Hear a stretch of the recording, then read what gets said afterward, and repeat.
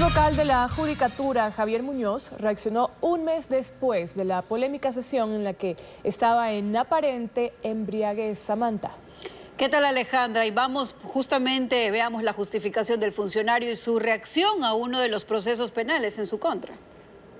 La sesión plenaria de la Judicatura del 19 de agosto no solo fue polémica porque los vocales destituyeron al juez nacional Walter Macías con 2 de 5 votos. Lo más controversial fue que uno de esos votos provino de Javier Muñoz, quien estuvo en aparente estado de embriaguez. La atención en el momento cada uno se entiende. Al reglamento, creo que, de acuerdo al artículo 18, se motive las abstenciones.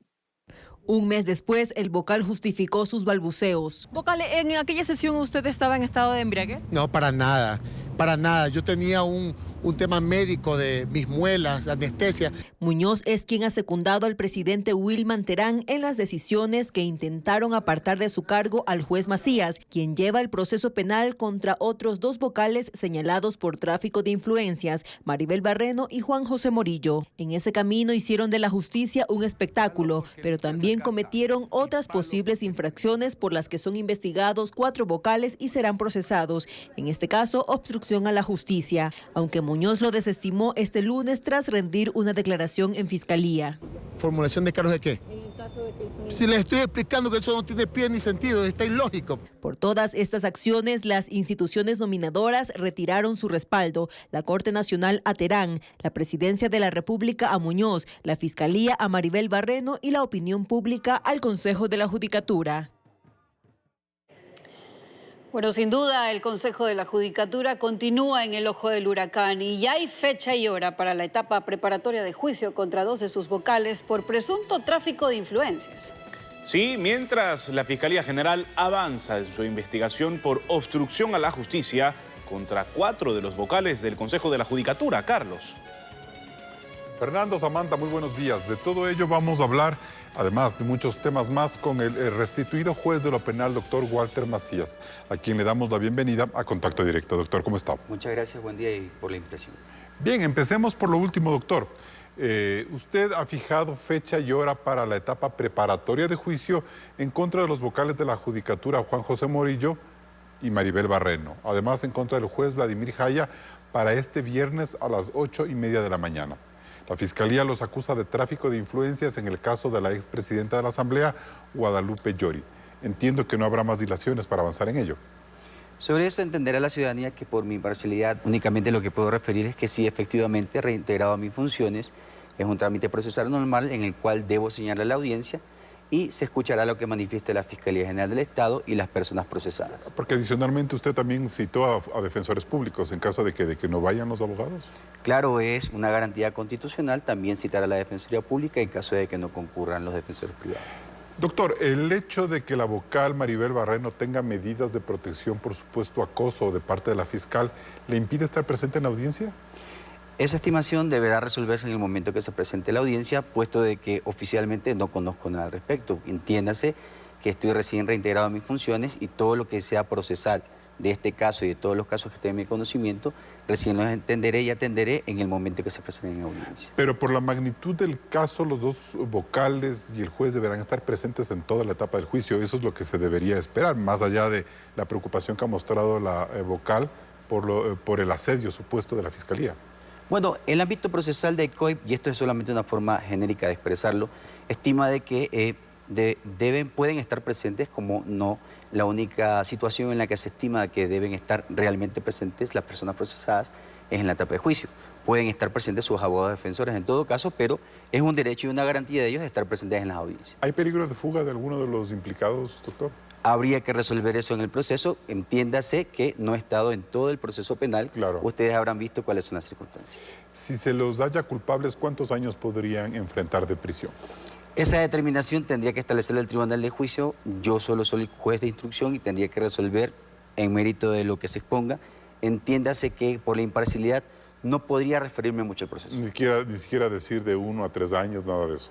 Eso está en el Código Orgánico Integral Penal. La pena estimativa debería resolverse de acuerdo a las circunstancias que se presenten. Ya, bien, ahora, ¿cómo mira usted la investigación de la Fiscalía a Terán, Muñoz y Barreno además de y Morillo, por la obstrucción de la justicia en este caso, en el caso de su destitución. Es decir, a más del proceso administrativo, que usted finalmente lo ganó, fue reintegrado, la Fiscalía pide investigar a estos 4 vocales del Consejo de la Judicatura. Bueno, es una atribución de la Fiscalía General del Estado. Si la señora fiscal estima, ¿verdad?, en este caso de que las actuaciones podrían establecerse como un delito de obstrucción a la administración de justicia, por lo que se ha venido dando, ella tendrá que copiar los elementos de convicción y en todo caso al final del día podrá establecer si continúa con un procesamiento penal o no en contra de estos funcionarios. Bien, Díaz, el presidente de la Judicatura, Wilman Terán, señala que la destitución de su cargo como juez de lo penal de la Corte Nacional fue producto de un error del área técnica del Consejo de la Judicatura al haber redactado el informe. Es decir, que le condujeron a Terán y a los demás a una equivocación. ¿Cuál es su opinión al respecto? Bueno, esto sí resultaría grave de parte de las expresiones del señor Terán, puesto de que ¿qué presidente del Consejo de la Judicatura tenemos?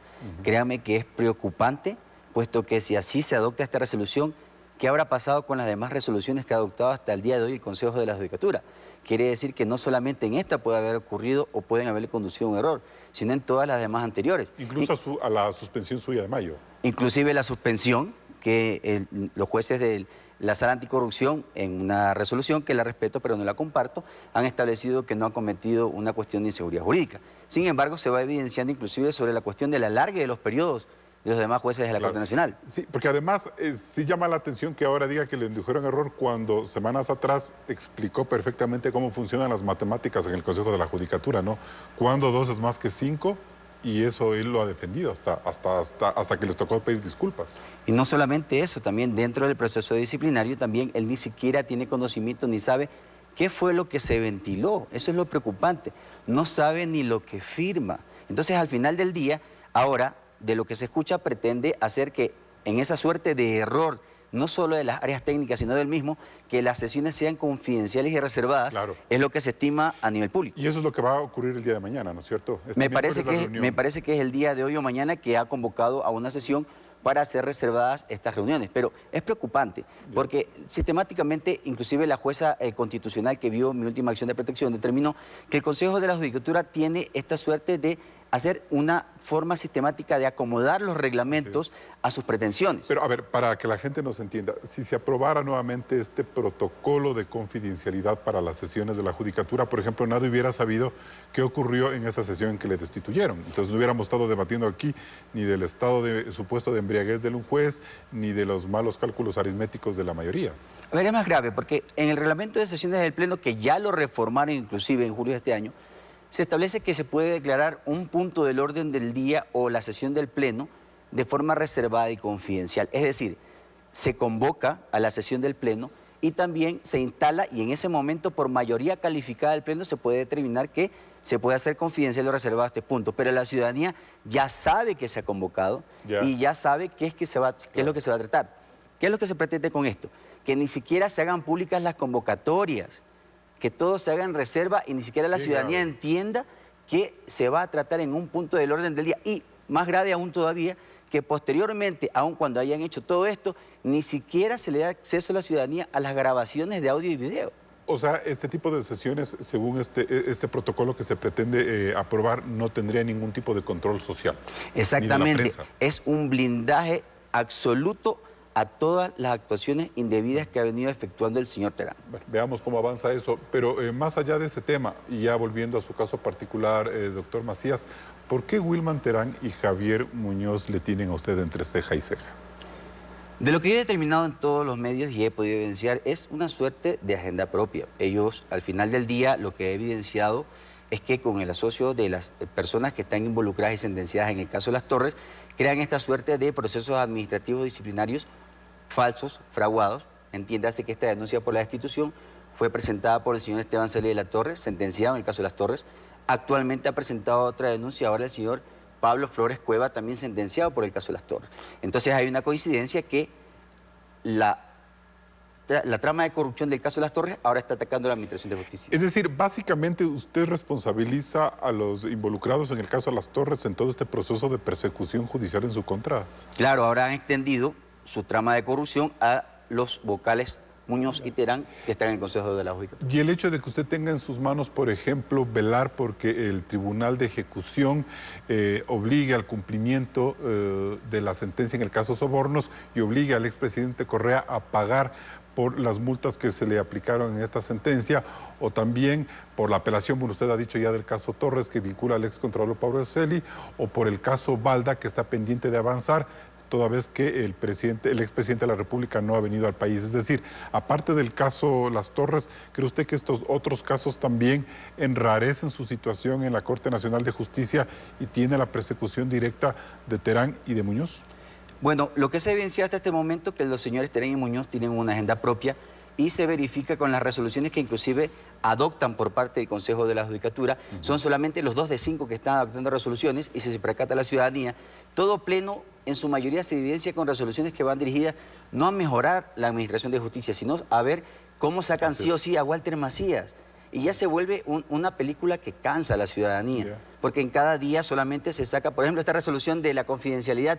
Créanme que por ahí vi algún tuit, ¿verdad? Bueno, ya se llama Red Social X, en el que se dice, ojalá no se llegue a tramar algo en contra del juez Macías con ocasión que ha señalado una audiencia o tiene en su poder algún otro caso. O sea, en síntesis, doctor Macías, su pretendida destitución es para que Wilman Terán y el correísmo reconfiguren las salas penales, por ejemplo, ¿esa puede ser una hipótesis? En realidad, escuché unas declaraciones también del presidente de la Corte Nacional de Justicia de que existiría alguna pretensión, ¿verdad?, del presidente Terán en relacionar de conformar en esta renovación parcial de la Corte Nacional de Justicia, de tener una mayoría en la Corte para poder obtener una hoja de ruta en la cual con la mayoría de la Corte Nacional de Justicia se lo vuelva a mocionar luego de terminar este periodo en el cual está hasta el 2025 para ser nuevamente presidente del Consejo Nacional de la Judicatura. O sea, él lo que estaría buscando es tener un grupo que lo apoye para mantenerse en la Judicatura. Exactamente. Ese sería básicamente... un poco la hoja de ruta que tiene. Ese fin político tiene que ver también por el hecho de que se ha criticado mucho la extensión de las funciones de 6 jueces de lo penal hasta el 2030, que usted incluso públicamente ha dicho que eso es arbitrario. Claro, hay una determinación. La Constitución en su artículo 182 determina que todo juez nacional que es designado por el Consejo de la Judicatura, que tiene competencia para convocar el concurso y designarnos, dura 9 años. Inclusive la jurisprudencia constitucional así lo ha establecido. ¿Qué es lo que ocurre? Con ocasión de nuestro nombramiento fui el único juez que presentó acciones constitucionales que me fueron negadas en primera y segunda instancia. Los equipos técnicos que lo inducen al error al señor Terán manifestaron en las 2 acciones que se negara aquello porque esa resolución en la que se designó, que es la 821, se encontraba consolidada y que los periodos de 3 y 6 años eran los correctos. Ahora, oh sorpresa, una vez que se convoca el proceso de renovación y Walter Macías es destituido, cambia como una suerte de compensación de favores por parte del señor Terán y señor Muñoz de generar una resolución para extender los periodos, lo cual se torna en ilegal e inconstitucional.